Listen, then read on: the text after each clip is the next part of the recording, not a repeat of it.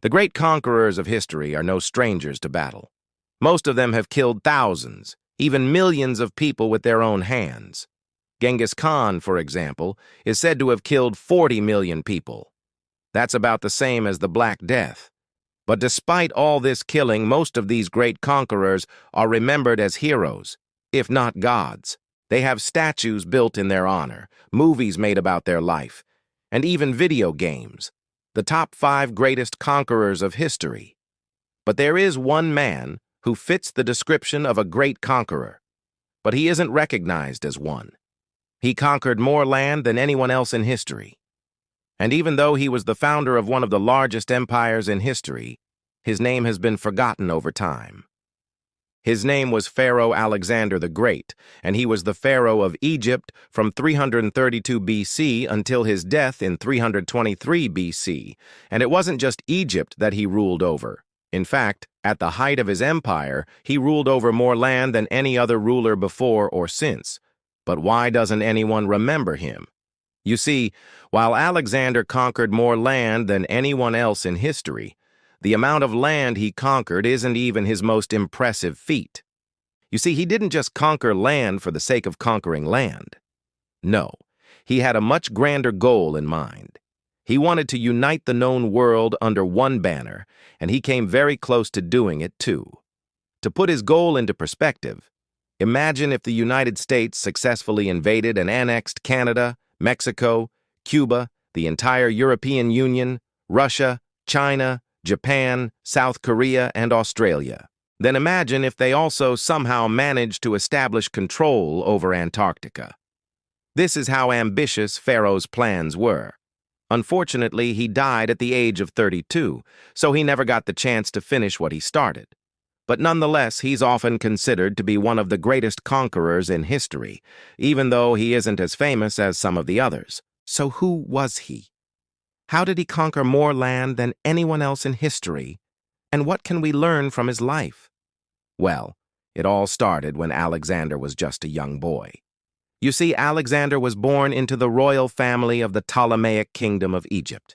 The kingdom was founded by one of Alexander the Great's generals after the death of Alexander the Great. It was originally ruled over by Cleopatra's father, Ptolemy I, but after he died, the throne passed on to Alexander's mother, Berenice. But she ended up being assassinated, which meant that Alexander inherited the throne at the age of 20. Unfortunately, he was weak and indecisive, so he appointed his vizier, a man named Ptolemy, to run the country in his place.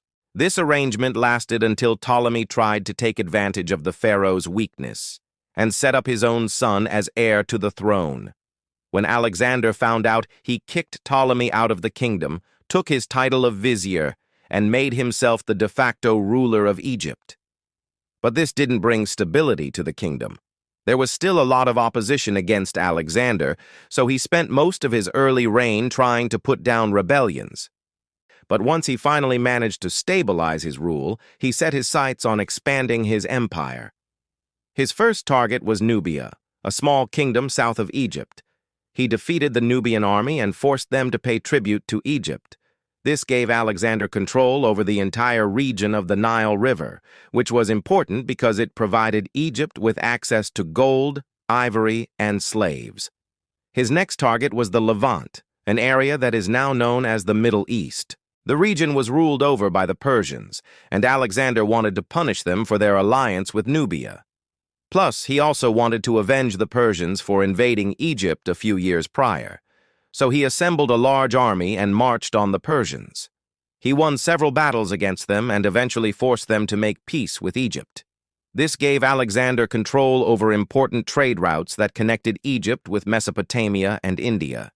It also gave him access to vast amounts of wealth, which he used to build up his army and navy. With his army and navy growing larger by the day, Alexander felt confident enough to invade the Persian Empire directly. He crossed the Aegean Sea and landed in Anatolia, where he met up with his ally, King Attalus of Pergamon.